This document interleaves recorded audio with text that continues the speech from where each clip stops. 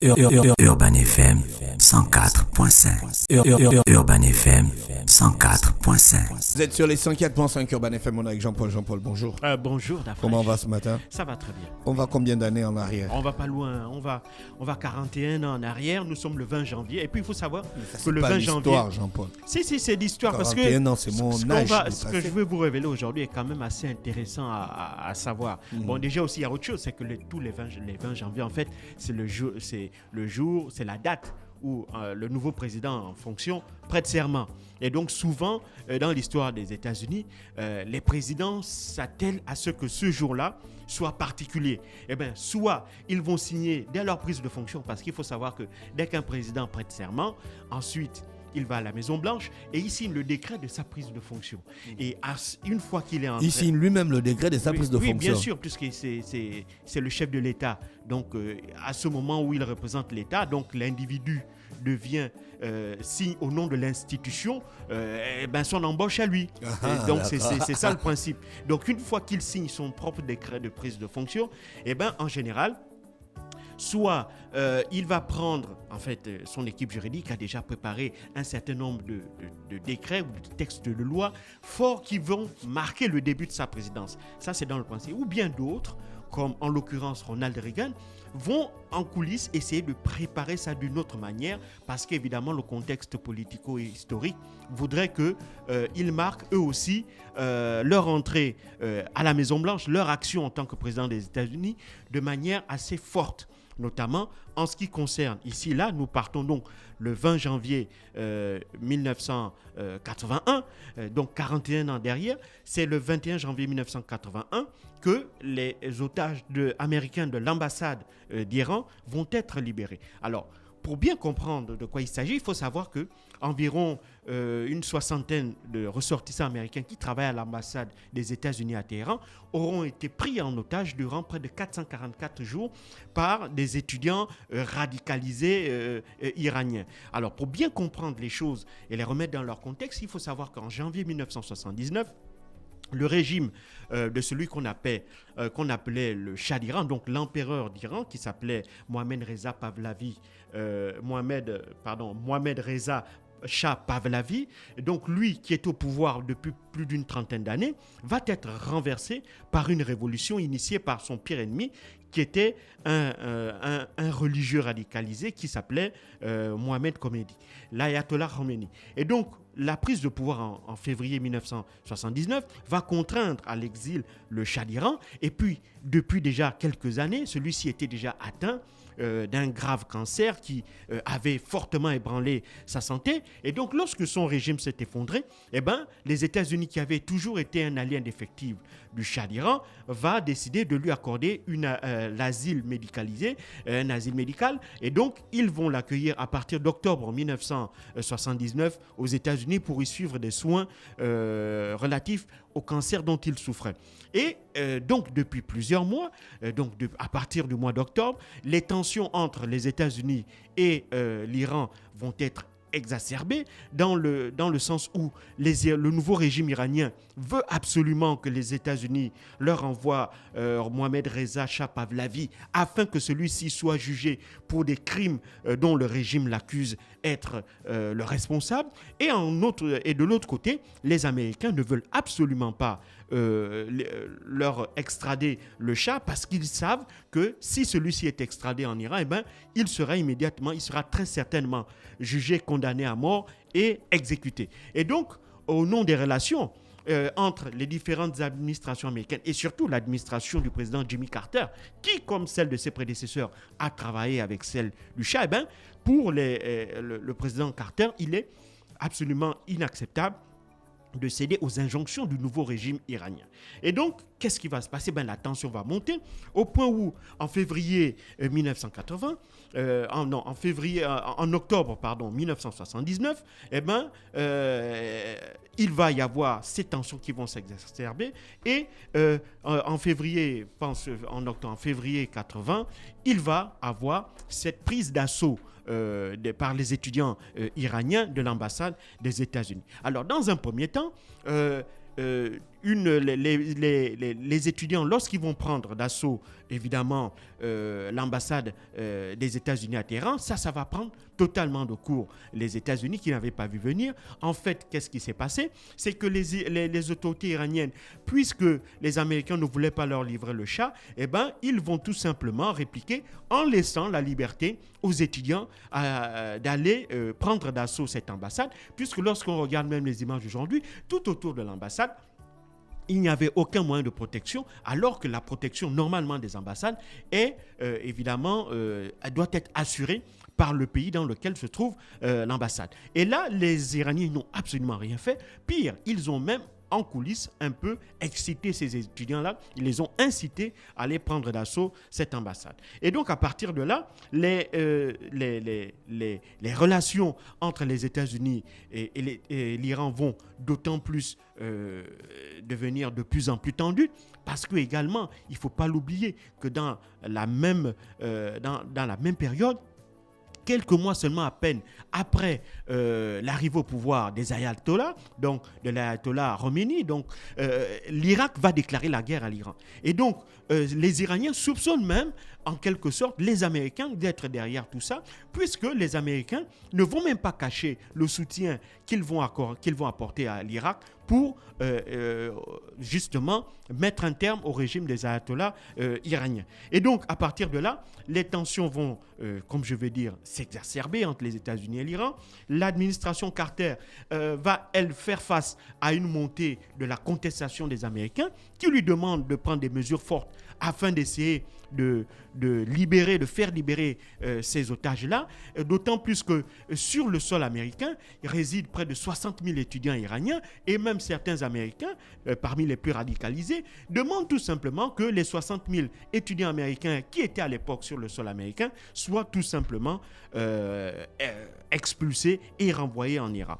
Et d'autant plus que à quelques mois de l'élection présidentielle, pour le président Jimmy Carter, les choses ne sentent pas bon. Et donc, il va décider, parce qu'il a peur que justement cette question-là des otages américains en Iran devienne une question politique. Et si ça devient une question politique, ça va forcément polluer sa campagne de 1980 pour laquelle il souhaite être réélu pour un second mandat.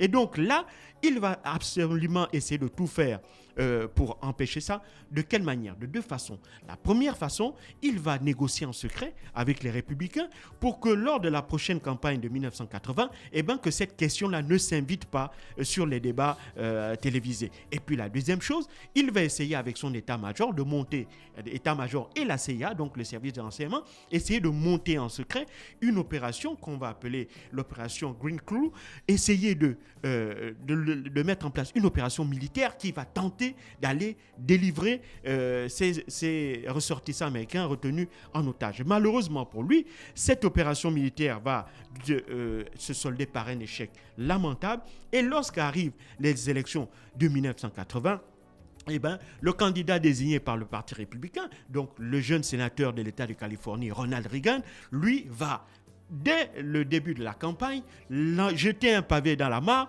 et fustiger l'incapacité de la diplomatie de Jimmy Carter à régler le problème des otages américains retenus en Iran. D'autant plus que l'opinion publique ne cesse... Mais ça, c'est un coup bas. Oui, c'est un véritable coup bas. Mais écoute, en politique, il faut être un requin. C'est un monde de loups. Hein? Et donc, pour les républicains, il faut saisir cette opportunité que la colère ne cesse de gronder du point de vue des Américains qui ne font que, évidemment, fustiger cette espèce d'apathie apparente de la part des autorités de l'administration Carter à être incapables de régler le problème de la question des otages.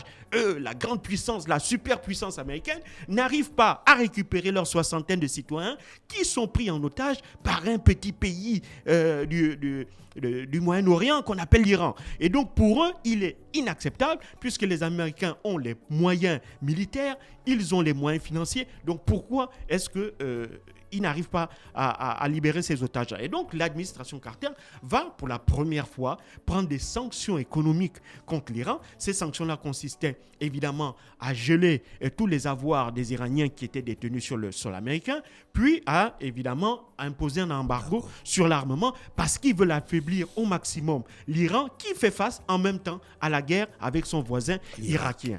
Et donc, dans cette situation, malgré cela, Jimmy Carter voit bien que ce pavé jeté dans la mare par Ronald Reagan va évidemment lui éclater à la figure, et donc il ne s'en remettra jamais tout au long de la campagne, puisque en novembre 1980, Ronald Reagan sera élu avec une majorité écrasante.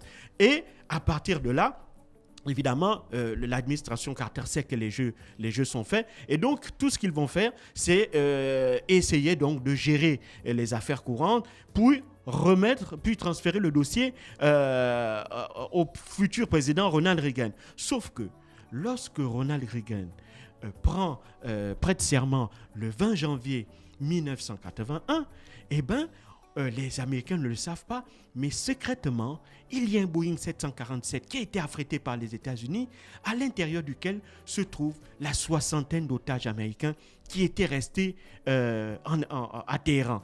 Et le 21 janvier de la même année, donc le lendemain, donc techniquement le jour où le président Ronald Reagan est entré en fonction en tant que président, au lieu de signer les décrets, qu'est-ce qu'il fait? Il expose aux yeux des Américains et du monde entier les 60 otages que son prédécesseur n'avait pas pu libérer. Et déjà, c'était un acteur à la base, donc il a réussi son truc. Et donc, le 21 janvier, il montre que les 60 otages qui avaient été les 60 citoyens américains qui avaient été pris en otage pendant 444 jours et dont l'administration de son prédécesseur n'avait pas été capable de libérer, lui, quand il prend sa fonction, 24 heures plus tard, ces 60 Américains-là sont là. Et c'est là où les gens commencent à se poser des questions.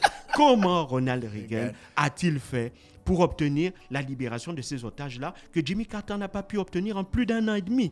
La réponse est simple. C'est que durant l'élection présidentielle de 1980, l'équipe de Ronald Reagan avait secrètement signé un pacte avec les autorités iraniennes.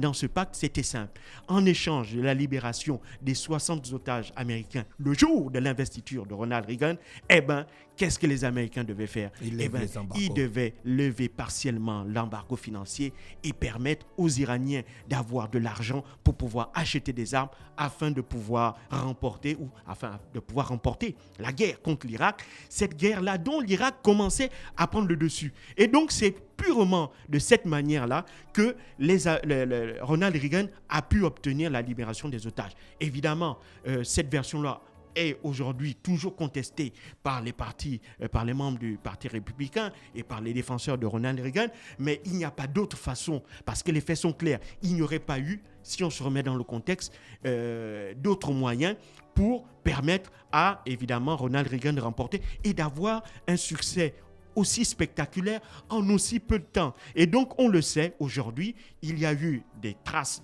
de ces rencontres secrètes entre l'équipe de campagne de Ronald Reagan et les autorités iraniennes en 1980 concernant cette soixantaine d'otages-là. Et on le sait aujourd'hui que en réalité, ça a été une tactique politicienne rondement menée par Ronald Reagan. Et puis, par la suite, on le sait, en 1984, l'Iran va remporter la guerre contre l'Irak grâce en partie à l'aide, si tu veux, entre guillemets, apportée par l'administration de Ronald Reagan. Donc, en fait, c'était possible parce qu'entre la date de la proclamation des élections aux États-Unis et la prise de fonction, il y a quand même un mois. Oui. Donc, je pense que c'est dans cette zone-là qu'il aurait dû faire ça, pendant la campagne. Non, même avant.